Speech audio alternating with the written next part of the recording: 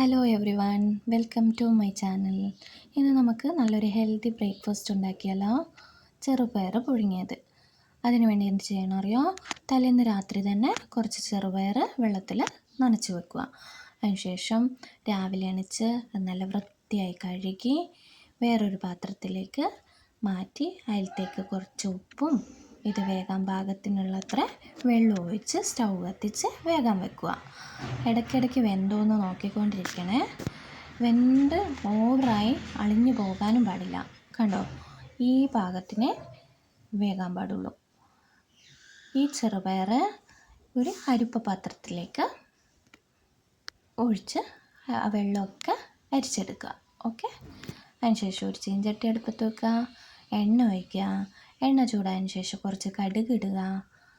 അതിലേക്ക് കുറച്ച് വറ്റൽമുളക് ഇടുക. അതിനുശേഷം കുറച്ച് ഉള്ളിയും വെളുത്തുള്ളി ചതച്ചതും പിന്നെ കുറച്ച് കറിവേപ്പില ഇതൊക്കെ ഇട്ട് നന്നായി ഇളക്കി കൊടുക്കുക. ഇളക്കി ഒരു ചുമന്ന നിറമാവുമ്പോൾ ഈ പുഴുങ്ങി മാറ്റി വെച്ചേക്കുന്ന ചെറുപയറുണ്ടല്ലോ, ഇതിനകത്തേക്ക് ഇടുക. അതിനുശേഷം കുറച്ച് തേങ്ങ ചിരകിയത് ഇതും ഇതിനകത്തേക്ക് ചേർത്തിട്ട് നന്നായി മിക്സാക്കി എടുക്കുക.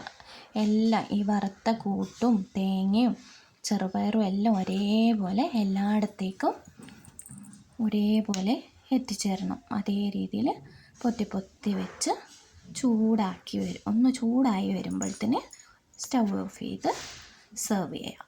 നല്ല ഹെൽത്തി ബ്രേക്ക്ഫാസ്റ്റാണ്. മക്കൾക്കെല്ലാം കൊടുക്കാൻ നല്ല ഹെൽത്തിയാണ്. എല്ലാവരും ട്രൈ ചെയ്ത് നോക്കണേ. Okay, thank you.